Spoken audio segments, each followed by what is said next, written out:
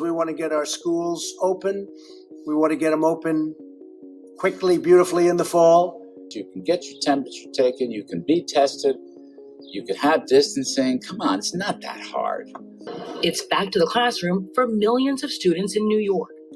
Governor Andrew Cuomo clearing the way for all schools to reopen for in-person learning if they choose, including the country's largest school district, New York City. We need to open schools because we know just an extraordinary number. We have 1.1 million school kids. Both the mayor and the school's chancellor acknowledge the monumental task that lies ahead, but they built the brand new learning approach with the input of some education experts. We developed this guidance with principals and principals at the table and shared it with all of them today. Now they will work to adapt these models to school communities. So what do we see?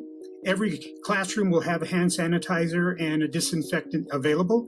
Face coverings are going to be required, and those who don't have a face covering, we will provide one for them.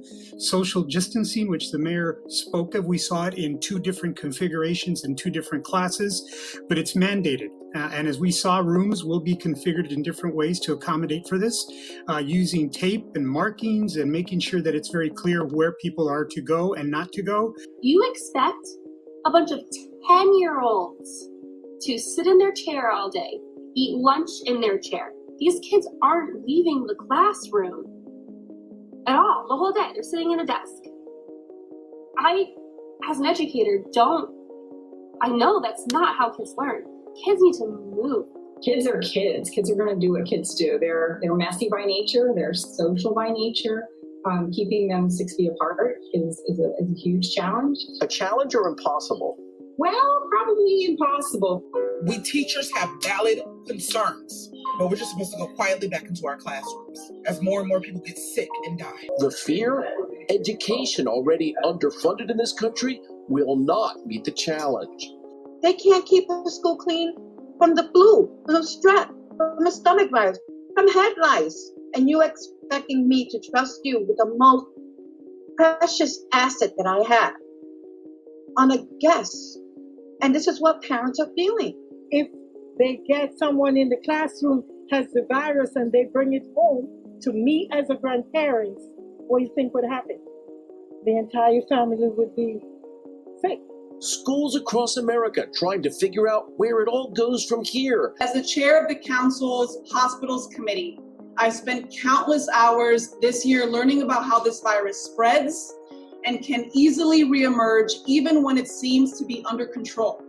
You have to have a high quality, well-laid plan for any phase of reopening.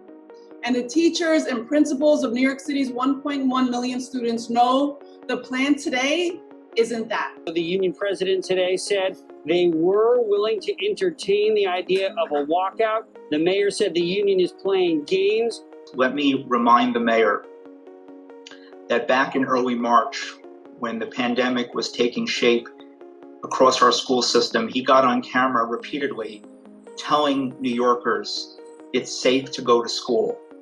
It's safe to go out. It's safe to, ride buses and trains. Over 80 DOE employees that I know, could be even more by now, have lost their lives because of this pandemic. Sandra Santos Vizcaíno taught 3rd grade in the dual language program at PS9 and spent some 25 years as an educator in the New York City school system. Sandra was home and having difficulty breathing. Her son Victor, a medical student, took his mother to the hospital. Last week, she died there, believed to be the first New York City public school teacher lost to coronavirus. Children will die if we put them all in schools together. How many children dying is acceptable to you? 500? 1,000? 5,000? So here's the state of play. 22 days until schools are scheduled to reopen in New York City. The union saying they're not ready. The mayor saying they are. Parents remain divided about what they'll do 3 weeks from tomorrow. More than 300,000 have opted out, choosing remote learning only.